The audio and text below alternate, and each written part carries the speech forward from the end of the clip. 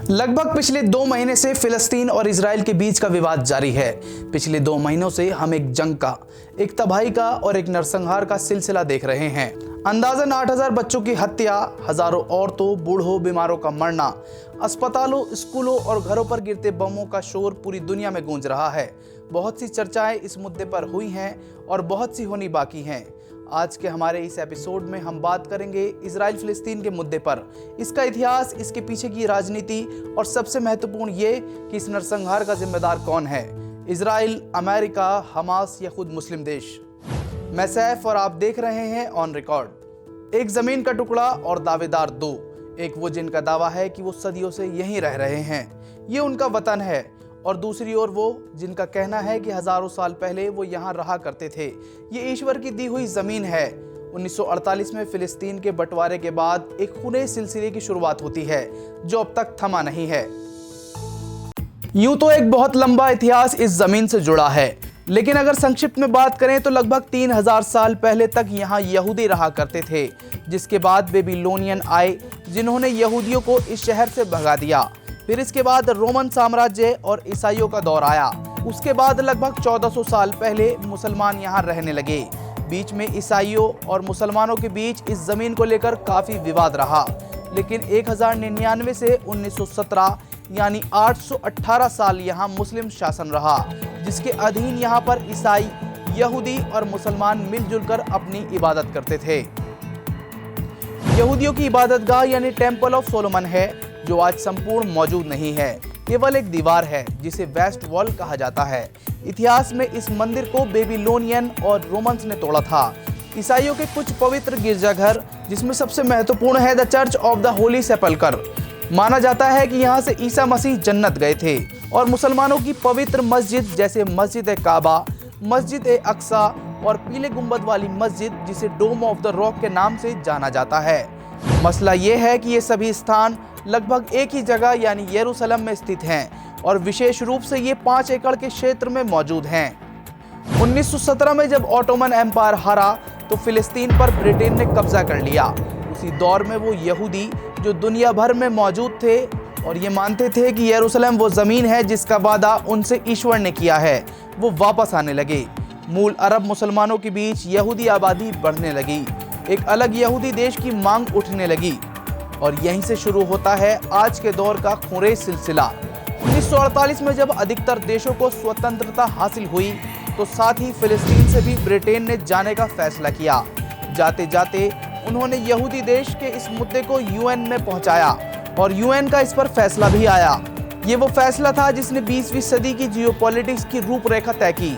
UN ने फैसला सुनाया कि फिलिस्तीन की 55% जमीन यहूदी आबादी को दी जाए और यहाँ इजराइल देश बनेगा, और 45% जमीन यहाँ के मूल अरबों के लिए, जिसे फिलिस्तीन कहा जाएगा। विवादित जमीन और यरूशलेम शहर यूएन की देखरेख में रहेगा। ये बंटवारा इतना अजीब ढंग से हुआ था जिससे फिलिस्तीन 2 टुकड़ों में बंट जाता, जो कि आगे चलकर हुआ भी। आज हम उसे वेस्ट बैंक और गाजा पट्टी के नाम से जानते हैं। जैसे ही ये फैसला यूएन ने दिया और 14 मई 1948 को यहूदी देश इजराइल की स्थापना का ऐलान हुआ, तुरंत ही अरब देशों ने इजराइल पर हमला शुरू कर दिया। हमला करने वालों में मिस्र, लेबनान, ईरान, जॉर्डन और सीरिया शामिल थे। ये इजराइल के अस्तित्व की लड़ाई थी। अरब देशों के बीच एक यहूदी देश की स्थापना कोई आसान बात नहीं थी। यह जंग 1949 तक चली। इस जंग में इजराइल ने अच्छे युद्ध कौशल का प्रदर्शन किया। हालांकि इस जंग का परिणाम युद्ध विराम और सैन्य समझौते से हुआ, लेकिन इस जंग में ज्यादा नुकसान अरब देशों का हुआ। ये तो इजराइल फिलिस्तीन विवाद का पहला अध्याय था। आप देखें कि यूएन द्वारा जो नक्शा पारित हुआ था, उस नक्शे का इस जंग के बाद क्या हाल हुआ। सीधी सी बात थी कि नुकसान फिलिस्तीन को हुआ, जिसकी वजह थी अरब देशों की खराब रणनीति। उन्होंने इस भुलावे में युद्ध की शुरुआत की कि एक नया देश कैसे इतने सारे देशों का सामना करेगा, लेकिन इजराइल ने हर अनुमान को गलत साबित कर दिया। लेकिन युद्ध अभी थमा नहीं था, जिद अभी मरी नहीं थी, वतन की मोहब्बत अरबों के दिल में थी। इसके अलावा सन 1956, 1967, 1973, 1982 और 2006 में भी युद्ध हुए, जिसमें फिलिस्तीन सिकुड़ता चला गया और इजराइल बढ़ता चला गया। इस रस्साकशी से जन्म हुआ बहुत से विद्रोही गुटों का, हिंसा का, रेफ्यूजी का और तनाव का। इजराइल लगातार बढ़ रहा था, जहां इसकी वजह लगातार जंग जीतना था, वहीं इजराइल सरकार कट्टर राइट विंग लोगों को संरक्षण देती थी और ये प्रेरित करती थी कि वो जाएं और फिलिस्तीनियों के घर पर कब्जा करें। ऐसी हजारों वारदातें देखने को मिली जहां इजरायली नागरिक फिलिस्तीनियों को उनके घर से बाहर निकालकर उनमें रहने लगते हैं और इजराइल की सेना उन्हें संरक्षण प्रदान करती है। अरब देशों पर निर्भर न रहकर अपनी बात खुद रखने के उद्देश्य से फिलिस्तीन में कई पार्टी और संगठन बने। इसमें PLO यानी पैलेस्टाइन लिबरेशन ऑर्गेनाइजेशन और हमास सबसे महत्वपूर्ण हैं। यासिर अराफात PLO के बड़े मशहूर नेता रहे। उन्होंने एक दौर में फिलिस्तीनियों को संगठित कर लिया था, लेकिन बाद में उन्होंने ही इजराइल के साथ समझौता कर लिया। इस वजह से फिलिस्तीनियों का उन पर से भरोसा उठ गया और अब एकमात्र नेतृत्व बचा था हमास। हमास हिंसात्मक कार्रवाई करने के लिए जाना जाता है, जिसकी वजह से कई मासूमों की भी जान गई। हमास की संरचना, उद्देश्य और राजनीति एक अलग विषय है जिस पर एक मुकम्मल वीडियो की आवश्यकता है।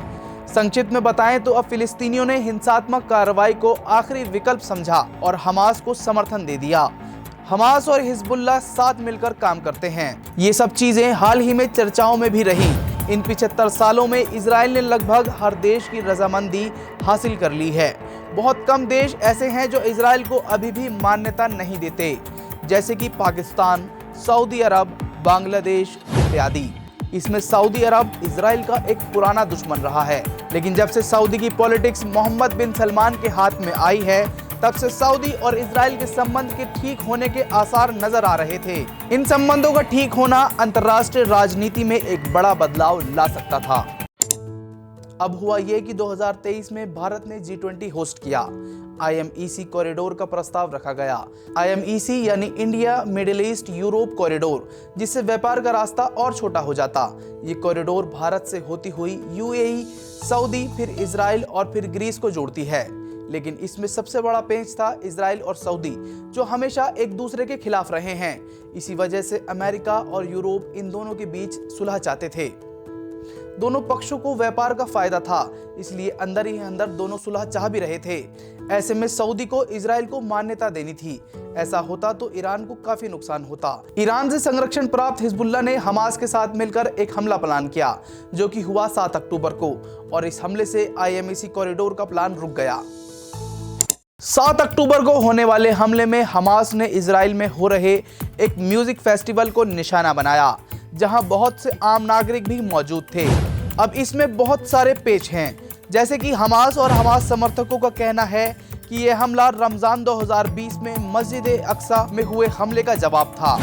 तब इजरायली सेना ने मस्जिद अक्सा के परिसर में घुसकर निहत्थे फिलिस्तीनियों के साथ हिंसा की और गोलियां चलाईं। 7 अक्टूबर को हमला हुआ। हमास ने इसकी वीडियो भी अपलोड की और तब से शुरू हुआ बमबारी का सिलसिला। हमले का संज्ञान लेते ही इजरायली प्रधानमंत्री नेतन्याहू ने कहा कि हम जंग की हालत में हैं। इजरायली सरकार ने हमास को जड़ से खत्म करने की कसम खा ली। बमबारी शुरू कर दी गई। हमास के पास इजरायली युद्धबंदी थे, जिन्हें समझौते के लिए पकड़ा हुआ था। उधर इजराइल लगातार बमबारी कर रहा था। कुछ लोगों को कहना था कि ये एक जंग है, कुछ का कहना था कि आत्मरक्षा है और कुछ का मानना था कि ये नरसंहार है। अस्पतालों पर बम बरस रहे थे, स्कूलों को निशाना बनाया जा रहा था, हजारों घर जमींदोज हो गए।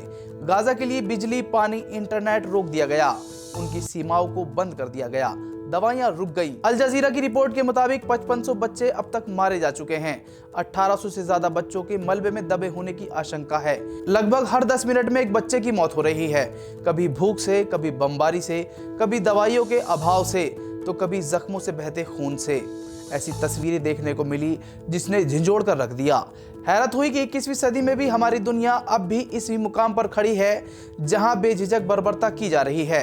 बहुत से मानवाधिकारों का हनन हुआ, जिसे देख के तमाम बड़े देश खामोश थे, कुछ सराहना कर रहे थे।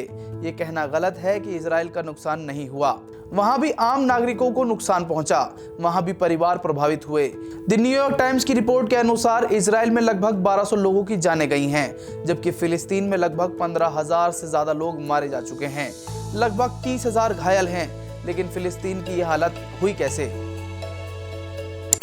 जिस तरह इस युद्ध के एंगल जियोपॉलिटिक्स हैं, वहीं दूसरी ओर इसे यहूदी बनाम मुस्लिमों की जंग के तौर पर भी देखा जा रहा है, जिसका मुख्य बिंदु यरूशलेम है। शेखर गुप्ता ने द प्रिंट में एक आर्टिकल छापा जिसमें पता चला कि मुस्लिम देश संयुक्त रूप से इजराइल से कहीं गुना मजबूत हैं। बात करें यहूदियों की तो दुनिया में कुल 15.2 मिलियन यहूदी हैं, यानी 8 बिलियन पॉपुलेशन का 0.2% हैं।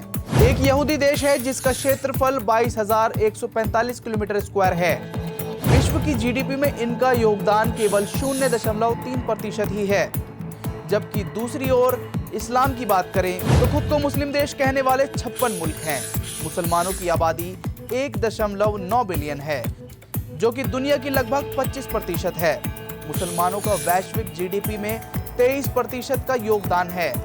फिर ऐसा क्यों है कि यहूदियों से हर पहलू में मजबूत होने के बाद भी तमाम मुस्लिम देश फिलिस्तीन में बहते हुए खून को नहीं रोक पा रहे हैं? कहने को एक संगठन OIC है जिसमें तमाम मुस्लिम देश हैं, लेकिन फिर भी वह इजराइल को क्यों नहीं हरा पा रहे? क्यों इजराइल की मुखालफत नहीं कर पा रहे? इसकी साधारण सी वजह है कि सबको अपना उल्लू सीधा करना है। जहां अरब देशों के लिए फिलिस्तीन नाक का मसला है, वहीं वह यह भी नहीं चाहते कि उनका व्यापार रुके। लगातार 50 दिनों की जंग के बाद इजराइल और हमास के बीच समझौता हुआ। इजरायली बंधकों को छोड़ने के बदले कुछ दिन की युद्धबंदी की गई। बदले में इजराइल ने भी फिलिस्तीनी कैदियों को छोड़ा है। हमें सोचना चाहिए कि हम एक समाज के रूप में कहां आ खड़े हुए हैं। इंटरनेट के दौर में एक ऐसी घटना से अनजान है जिसने दुनिया बदल दी। लाखों लोग बर्बाद हो गए। कुछ लोग हैं जो सब कुछ जानते हैं और खामोश हैं। याद रखें, हमारी खामोशी भी जुल्म का समर्थन दर्शाती है। हमारी आंखों के सामने ये हुआ और हम अपनी आवाज ना उठा सके। क्या इतने बेबस, क्या इतने कमजोर, क्या इतने बुज़दिल हैं हम? जुल्म किसी भी रूप में हो जायज नहीं है। वो कोई भी धर्म हो, कोई भी देश हो या कोई भी संप्रदाय, एक जुल्म दूसरे को सही नहीं ठहरा सकता। आज के हमारे इस एपिसोड में इतना ही। वीडियो को लाइक ज़रूर करें। इस एपिसोड के बारे में आपकी क्या राय है, हमें ज़रूर बताएं। सब्सक्राइब करें हमारा चैनल ऑन रिकॉर्ड।